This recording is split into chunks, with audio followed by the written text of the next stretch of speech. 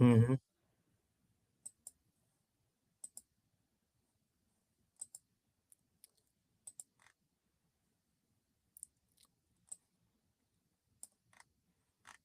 Very cool. All right, Shiva, Daddy needs to get going because Daddy has to do a live webinar for the patients at 6:30. Okay. All right. Love you. Daddy is about to start a live webinar for all the patients, so Daddy has to get going. Okay. For patients. No, for patients. Okay. Bye bye.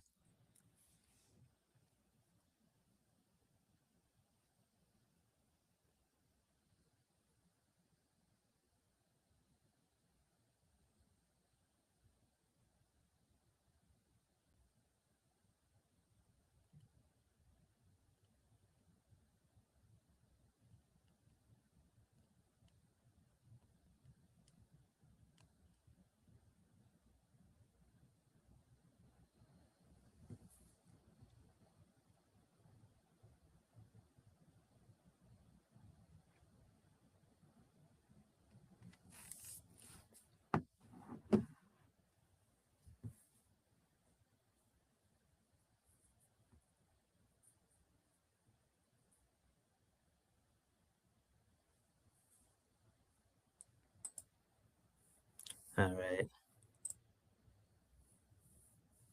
Just waiting for everybody to come in and then we'll go ahead and we'll get started.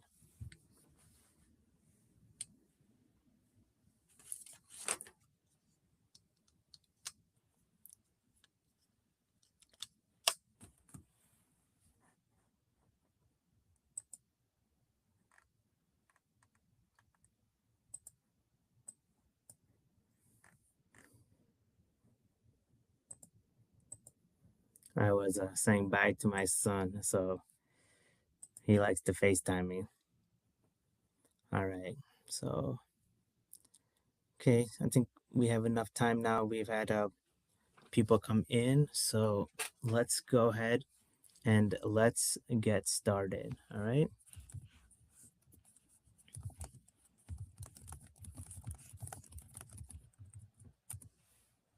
Okay. All right. So, clinical peptide studies. Where are we getting all this information and where are they coming from? So, I think the key thing to understand is that there is a database where we have clinical studies that are overseen by the FDA. So this is the National Library of Medicine, clinicaltrials.gov. Okay. So in here, racial differences in natriuretic peptide response to glucose challenges. So you can see here they have an entire database of clinical studies that have very specific outcomes, primary and secondary outcomes, conditions that they're treating. This right here are predominantly the larger scale studies. So plasma GLP-1 and acute myocardial infarction undergoing percutaneous coronary intervention, uh, incorporating avocados in meals. So again, these are studies that are as complex as new peptides being studied or something that's more generalizable like incorporating avocados in meal preps. So these are where you can find a lot of clinical studies that are being conducted at a larger level. If you want to find clinical studies in general, you probably want to end up with the National Library of Medicine and you can study certain peptides. So, for example, let's say you want to find semaglutide.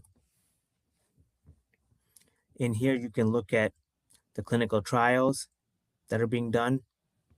You can look at clinical studies that are available. You typically want to start at PubMed and go from there. And you want to find different proteins and peptides affiliated with semaglutide. Everything is conducted here. So let's maybe start by looking at some of the clinical studies. So again, this is all pretty heavy stuff. You can adjust the date. You probably want something that's 2023, 2022, and more recent. Real world effectiveness and safety of escalating one weekly semaglutide, targeting multiple gut brain pathways, incretin based therapies. So these are a lot of very specific and very dense clinical studies. What is nice is if you go to the section here, article types, and you go to review and systematic review, and then you'll start to find general studies that are more palatable, if you will, for the general public. So, targeting multiple gun brain pathways and obesity, rationale for combining pharmacotherapy. Again, this is about various GLP-1 medications and the responses they have for food consumption. This would be a good study for patients who are looking to see kind of distinct and complementary effects of gut hormones alongside GLP-1 medications.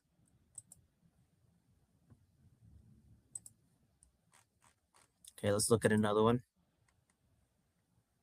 Review article, update on non-invasive tests for steatotic liver disease, oral delivery of peptides and proteins. So this is an important one because as you start to see a lot of the oral GLP-1 medications, it's critical to understand that the bioavailability of the oral medications is distinct from the bioavailability of medications that are injectable, as would be implied.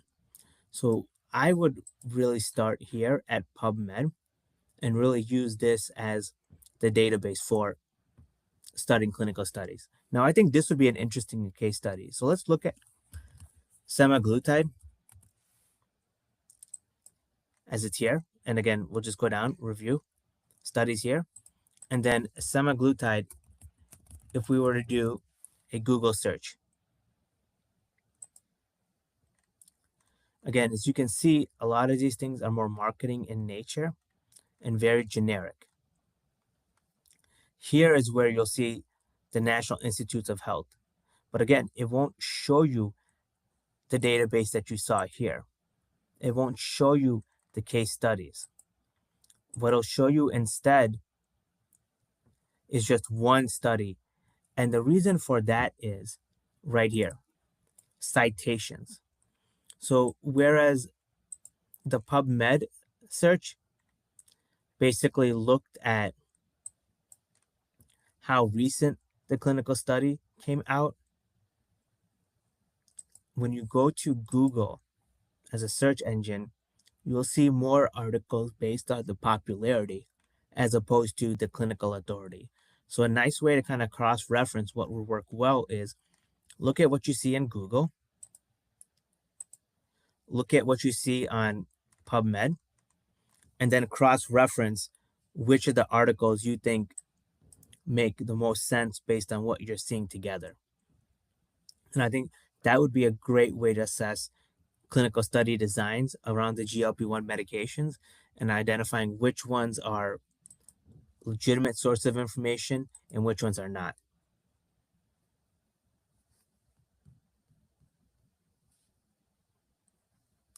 All right. Any other questions?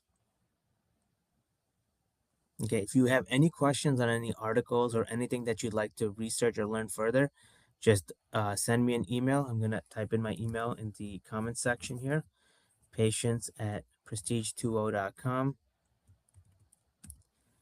and go from there, okay? All right, have a good day, guys.